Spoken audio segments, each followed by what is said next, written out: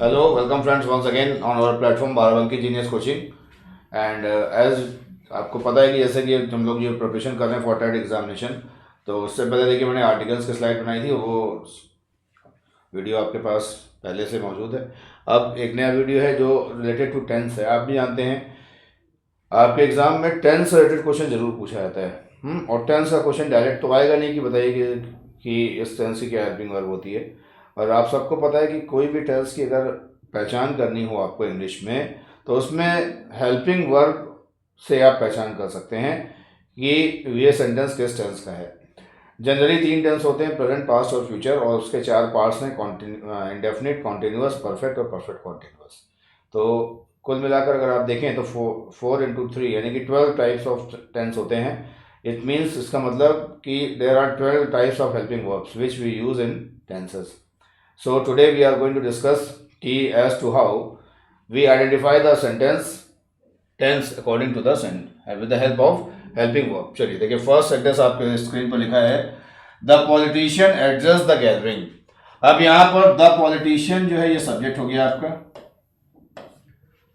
Addressed ये आपकी verb की कौन सी फॉर्म हो गई, सेकेंड, और द गैदरिंग इस सेंटेंस में ऑब्जेक्ट की तरह काम कर रहा है। सही है। तो आपको पता है कि अगर आपको टेंस पहचानना है कि वो सेंटेंस किस टेंस का है, तो या तो हेल्पिंग वर्ब होगी या फिर मेन वर्ब से आप आइडेंटिफाई करेंगे। तो इस सेंटेंस में हेल्पिंग वर्ब नहीं है, लेकिन मेन वर्ब की कौन सी फॉर्म है, सेकंड फॉर्म। याद रखिएगा, सेकंड फॉर्म अगर लिखा है तो वो टेंस होगा पास्ट इंडेफिनिट।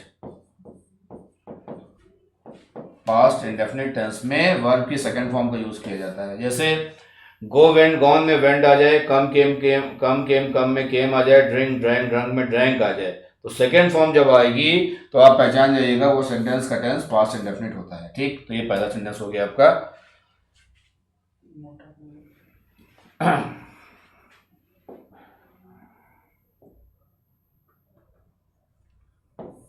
ठीक, दे हैड बीन वॉकिंग।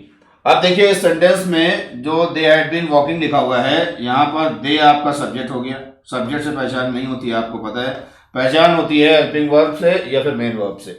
अब यहाँ पर देखिए लिखा हुआ है हैड बीन, और बीन के साथ लगा हुआ है वर्ब की फर्स्ट फॉर्म में आईएनजी। ठीक, अब इसको पहचानना बहुत ही आसान है। आईएनजी लगा होगा तो वो कॉन्टिन्यूअस होगा। ठीक, लेकिन अब यहाँ उससे पहले हैड बीन लिखा हुआ है। अच्छा, आपको पता है कि हैड का यूज होता है पास्ट टेंस में, और उसमें जो बीन लग गया तो past perfect continuous. Very good. तो ये सेंटेंस का जो टेंस हो गया पास्ट परफेक्ट कॉन्टिन्यूअस। ठीक भाई, कॉन्टिन्यूअस इसलिए क्योंकि एनजी फॉर्म लगी तो कॉन्टिन्यूअस तो हो गई। सही।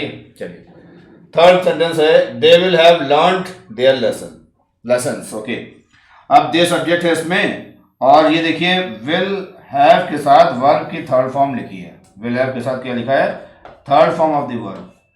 तो अगर सेंटेंस में थर्ड फॉर्म आ जाए तो टेंस हमारा होता है परफेक्ट टेंस, ये आपको पता है।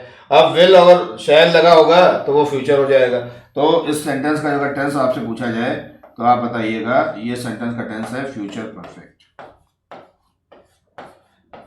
फ्यूचर परफेक्ट में क्या होता है, विल हैव और शैल हैव के साथ अगर वर्ब की थर्ड फॉर्म लिखी है तो वो टेंस फ्यूचर परफेक्ट हो जाएगा। ठीक भाई, चलिए नेक्स्ट स्लाइड देखते हैं।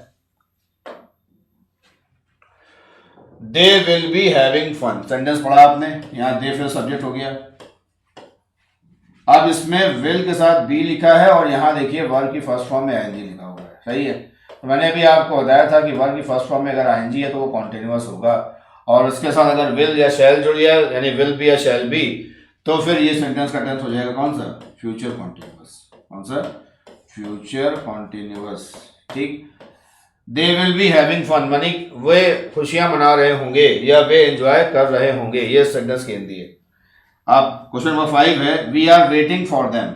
अब यहां पर फिर से देखिए आईएनजी आ गया। ओके, आईएनजी का मतलब टेंस हो गया कॉन्टिन्यूअस, और इससे पहले अगर इज, एम या आर लिखा हो और उसके साथ वर्ब की फर्स्ट फॉर्म में क्या लगा हो, आईएनजी, तो ये टेंस बड़ा आसान है पहचानना, ये हो जाएगा आपका प्रेजेंट कॉन्टिन्यूअस। ठीक भाई, तो सेंटेंस नंबर 5 जो है वो प्रेजेंट कॉन्टिन्यूअस टेंस को बिलोंग करता है। क्यों, क्योंकि इसमें आईएनजी लगा हुआ है, उससे पहले एस एम आर है ना। We are waiting for them यानी हम उनका इंतजार कर रहे हैं, ये सेंटेंस की हिंदी हो जाएगी। ठीक, Radha is teaching her students, ये भी देखिए सेम टीचिंग लिखा हुआ है, आईएनजी लगा है लास्ट में और उससे पहले इज लिखा हुआ है। तो मैंने अभी बताया कि is am are plus verb की फर्स्ट फॉर्म में आईएनजी, टेंस कौन सा होगा हमारा, प्रेजेंट कॉन्टिन्यूअस। ये पहचानना बहुत आसान है, इज एम आर के साथ वर्ब की फर्स्ट फॉर्म में आईएनजी, प्रेजेंट कॉन्टिन्यूअस। ठीक, चलिए नेक्स्ट स्लाइड पे आते हैं फटाफट। लिखा है we have been waiting for them, we have been waiting for them. देखिए अब इसमें यहां पर आईएनजी फॉर्म तो है वर्ब की, लेकिन उससे पहले हैव के साथ बीन लिखा हुआ है, यानी कि अब ये टेंस कौन सा हो जाएगा, आपको पता है हैज हैव का इस्तेमाल हम परफेक्ट टेंस में करते हैं और वो भी किसके, प्रेजेंट परफेक्ट। तो ये टेंस हुआ प्रेजेंट परफेक्ट। और अगर यहाँ थर्ड फॉर्म लिखी होती तो प्रेजेंट परफेक्ट होता, लेकिन आईएनजी लिखा हुआ है तो ये हो गया प्रेजेंट परफेक्ट कॉन्टिन्यूअस।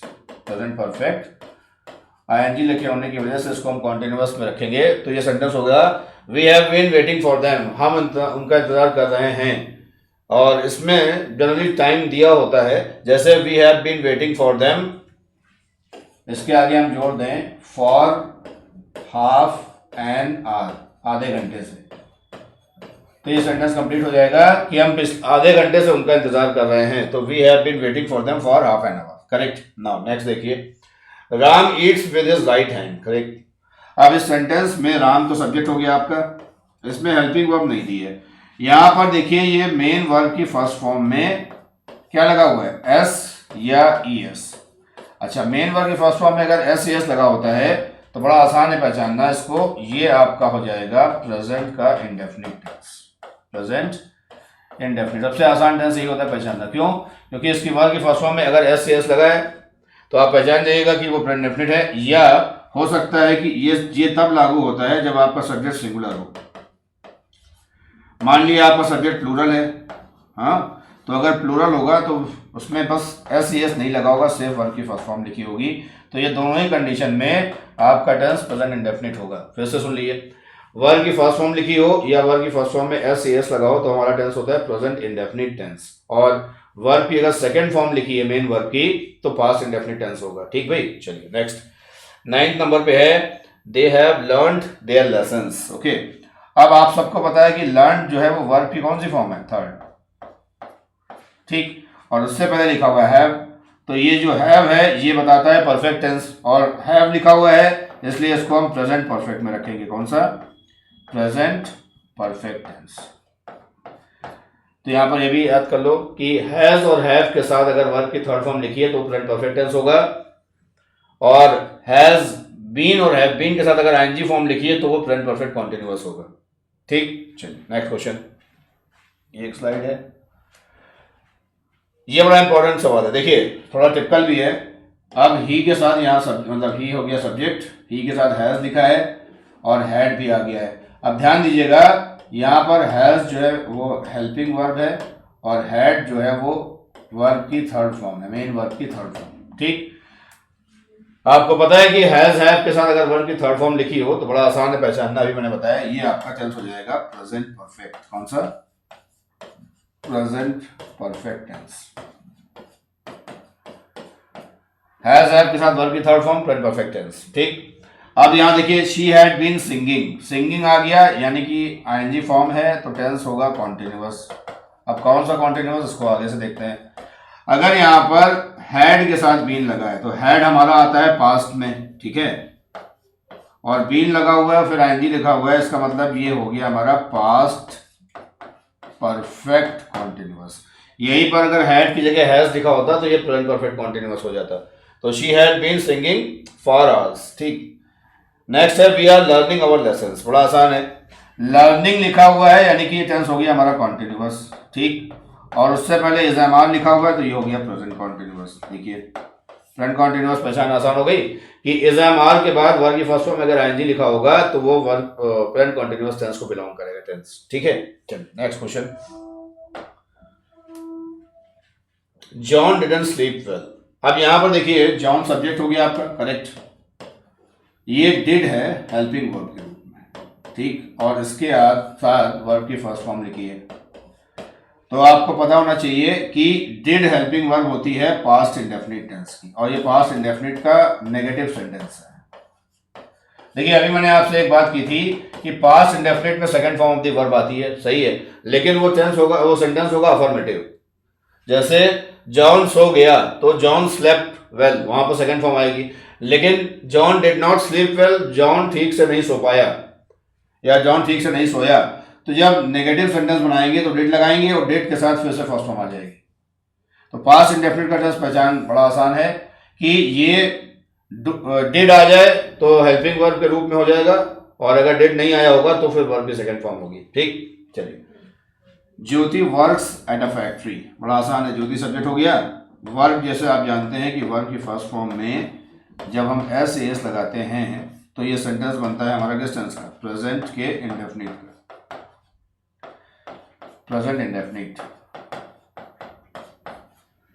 सिंगुलर है तो यहाँ पर वर्क्स लिखा हो, यहाँ पर मान लो ज्योति की जगह अगर दे लिखा होता तो they work at a factory होता, तो दे के साथ वर्क की फर्स्ट फॉर्म आएगी, तो वो फिर आपका प्रेजेंट इंडेफिनिट का सेंटेंस हो जाएगा जिसमें प्लूरल नाउन होगा, तो प्लूरल वर्ब का यूज करते हैं। ठीक, चलिए भाई, नेक्स्ट क्वेश्चन है, he had sought the permissions of his CEO. अब यहाँ पर हैड लिखा हुआ है और वर्ब की थर्ड फॉर्म है।